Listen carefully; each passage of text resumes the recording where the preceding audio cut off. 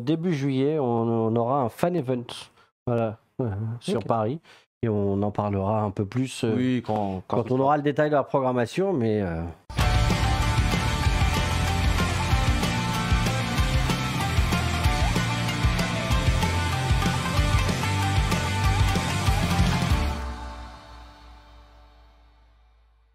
On a Moon Monaco qui demande le nouveau logo sera-t-il disponible en goodies? Apparemment, il y a des fans du logo. Bien sûr.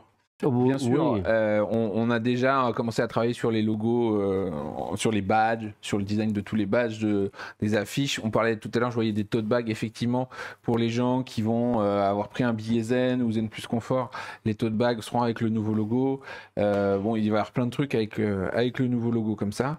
On ne sait pas encore tout ce qu'on va faire au niveau des produits dérivés. Mais effectivement, il y aura forcément le petit badge souvenir avec le logo Japan Expo. L'ancien logo marchait déjà bien, donc on imagine que le nouveau cette année, il y aura certaines attentes. Pas de problème, ouais.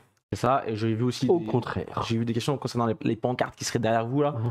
À terme, évidemment, qu'elles changeront avec le nouveau logo. À terme, voilà. C'est pas demain non plus, mais chaque chose en son temps. Ça arrivera, ne vous inquiétez pas. Ça arrivera. Et dans la campagne de soutien, on pourra mettre en vente peut-être les polos violets. Il y a des gens qui voulaient les acheter 5 000 €. Je crois. Voilà. Bah maintenant ils sont plus ils décotent un petit peu, ils décotent parce que c'est pas le bon logo. 4005. On verra, on en discutera un petit peu après l'émission si vous voulez. Nathaniel 84 qui dit bonjour, j'ai eu un bébé entre la première Japan Expo annulée et celle-ci, déjà félicitations. Et elle demande si elle a un billet confort et qu'elle voudrait amener son bébé pour l'accompagner, est-ce qu'elle peut? Ça dépend de l'âge du bébé, mais si c'est annulé ici, je pense que c'est un petit bébé, donc il n'y aura pas vraiment de souci. Simplement à l'entrée, quand vous arrivez, il faut demander, parce qu'on comptabilise toute personne qui rentre, même quand c'est un bébé de 2 ans. C'est la réglementation. Il est comptabilisé. Donc simplement avant de rentrer, il faut récupérer une invitation pour les enfants. Qui est distribué à l'entrée juste après le contrôle Vigipirate. En fait, il y a l'assistance visiteur qui donne les invitations. On vérifie, oh, bah, il est tout petit, tiens, voilà. Parce que c'est gratuit pour les moins de 8 ans, mais il faut quand même qu'on les comptabilise. Voilà. Donc, il n'y aura pas de souci. Après, effectivement, dans le lounge confort, il y a une place limitée. Donc, il ne faut pas venir avec des trop grosses poussettes et juste comme ça, parce que c'est pas non plus une nurserie.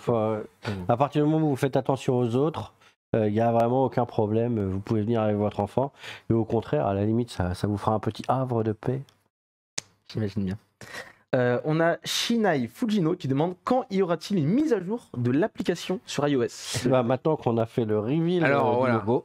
On attendait de faire le reveal du logo parce qu'il faut savoir que quand on change l'icône d'une application sur iOS, il y a toutes les validations Apple qui rentrent en jeu, donc on voulait pas publier la nouvelle version et republier avec le nouveau logo pour qu'à chaque fois on perde 15 jours, 3 semaines de validation.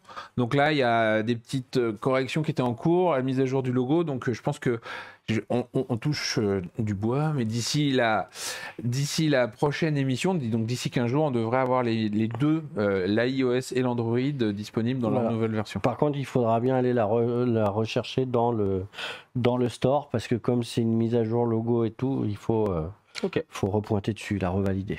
Très bien. Ryune qui demande, avez-vous la motivation de faire un événement à la Manga Summer Party, un gros événement en soirée au moins de 18 ans? Est-ce que vous comptez faire des soirées Japan Expo, on va dire Alors ça, on en parle souvent de faire des soirées, mais c'est plutôt des choses qu'on essaie d'organiser sur Paris avec des gens qui sont spécialistes de ça, parce que nous, quand on a fait une journée de Japan Expo, on est un peu rincé.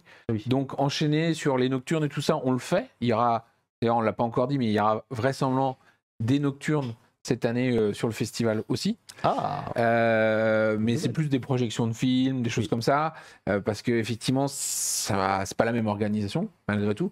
Et ce genre de soirée, c'est des spécialistes, donc on essaie toujours de faire des partenaires avec des gens qui vont faire des choses avec des DJ japonais sur Paris ou des choses comme ça. Voilà. Et début juillet, on aura un fan event, sur Paris. Et on en parlera un peu plus quand on aura le détail de la programmation, mais pour avoir un petit bout de festival avant le festival. D'accord, très bien. Pour ceux qui sont chauds. On nous demande, question pratique, savez-vous si les transports en commun seront nombreux le dimanche de Japan Expo?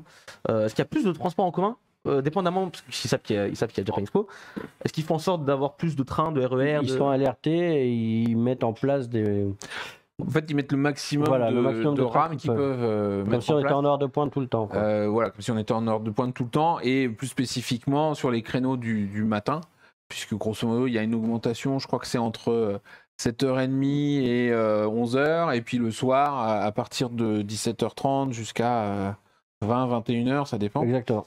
Après, il y a beaucoup de gens qui ont pris maintenant l'habitude de sortir, de s'arrêter sur l'esplanade extérieure, de pique-niquer pour laisser les gens prendre le RER, parce qu'effectivement, le matin, ça arrive de manière un petit peu étalée, mais alors le soir, tout le monde sort en même temps.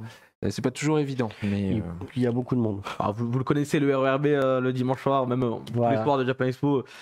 C'est compliqué, c'est compliqué. Je sais que c'est compliqué, mais voilà, ça fait partie du rituel aussi. Ça fait partie du Japan Expo. Ça fait partie du rituel. C'est la beauté du Japan Expo. Non, on n'aura pas de feu d'artifice.